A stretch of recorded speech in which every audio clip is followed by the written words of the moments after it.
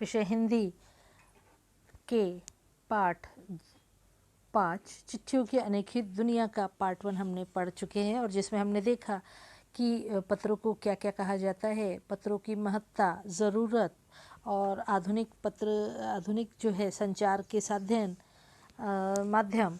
इसके अलावा हमने और अब देखेंगे हम टेलीफोन, वायरलेस, रडार। इसके बाद विश्व डाक संघ द्वारा 16 वर्ष की कम आयु के बच्चों के लिए पत्र लेखन प्रतियोगिता और अन्य कई रीज़न जिसमें पत्र कला को और अधिक बढ़ाया जाए और लोगों में पत्रों की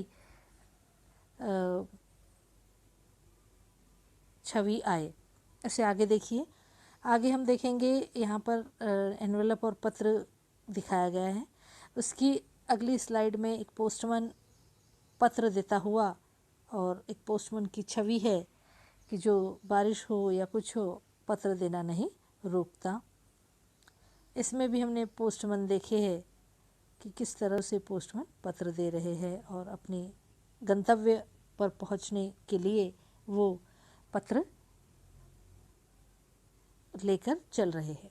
आगे हम देखेंगे, जहाँ तक पत्रों का सवाल है, अगर आप बारीकी से देखिए, उसकी तह में जाए तो ऐसा कोई नहीं जिसने कभी पत्र न लिखा हो, पत्र का बेसब्री से इंतज़ार न किया हो। हमारे सैनिक तो पत्रों की जिस उत्सुकता से इंतज़ार करते हैं उसकी कोई मिसाल ही नहीं है, क्योंकि तब जो है पत्र घर से आया हुआ बहुत महत्व रखता था, इसलिए पत्र को निकाल कर सैनिक बार बार पढ़ सकता है। एक दौर था जब लोग पत्रों को महीनों इंतज़ार करते थे, और जब वह बात नहीं, परिवहन साधनों के विकास ने बहुत दूरी घटा दी, फिर जल्दी मिलने लगे, और पहले लोगों के लिए संचार का इकलौता साधन चिट्ठी ही था। पर आज और भी साधन विकसित हो चुके हैं। आज देश में ऐसे लोगों की कमी नहीं है जो अपने पुरखों की चिट्ठियों को सहेज कर और संजो कर विरासत के रूप में रखे हो। ठीक है, यहाँ पर हम देखेंगे एक सैनिक है जो पत्र का बेसब्री से इंतज़ार करते हैं। फिर यहाँ पर बताया गया अगली स्लाइड में कि कई पुराने उनके पूर्वज जो कि नामचीन थे, उनके पत्र उन्होंने सहेज कर रखे, और म्यूज़ियम में भी हमको ऐसे पत्रों को हम देख सकते हैं।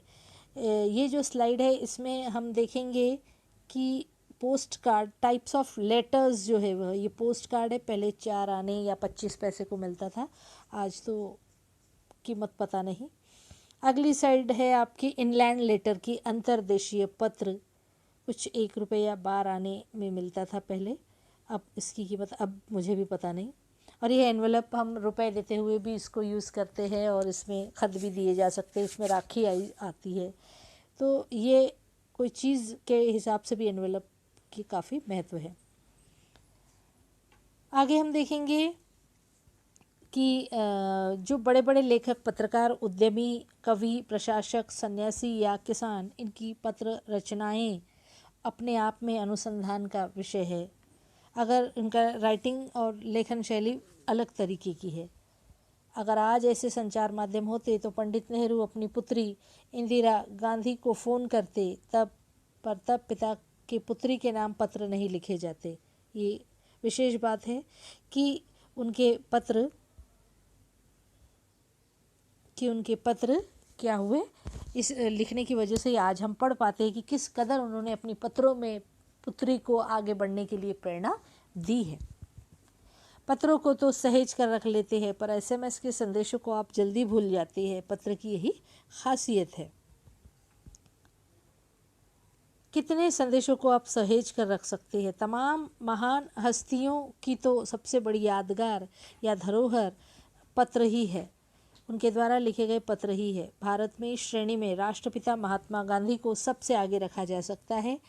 दुनिया के तमाम संग्रहालय जानी मानी हस्तियों के अनूठा पत्र संकलन भी है। तमाम पत्र देश, काल और समाज को जानने समझने का असली पैमाना है, मापदंड जिसे कहते हैं। काल और समय को समझने की सबसे सही पैमाना है। उस समय क्या होता होगा ये देखने के लिए कदाचित हमें पत्र को छानना पड़ता है। भारत में आज़ादी के संग्राम के समय यहाँ पर जो अंग्रेज़ अफसर थे उनके द्वारा अपने परिवारजनों को लिखे गए पत्र सचमुच बहुत आश्चर्यकारक है, और जो अब एक महत्व की पुस्तिका का रूप इन्होंने धारण कर लिया है। भारत के लोगों का अपने देश के प्रति जो देश प्रेम का उन्होंने विवरण उसमें लिखा है वो सचमुच काबिल तारीफ़ है। इन पत्रों ने साबित किया है कि संग्राम कितनी ज़मीनी मजबूती लिया है और देश किस कदर से अब आज़ाद होने के लिए पूरी तरह से एक हो चुका है। इन पत्रों में उन्होंने भारतीय लोगों के देश प्रेम का उल्लेख किया है। तो हम देखते हैं कि हमने तमाम ये जो देखा है उसमें यही था कि पत्र के द्वारा लेखक पत्र की महिमा आपको बताना चाहते हैं।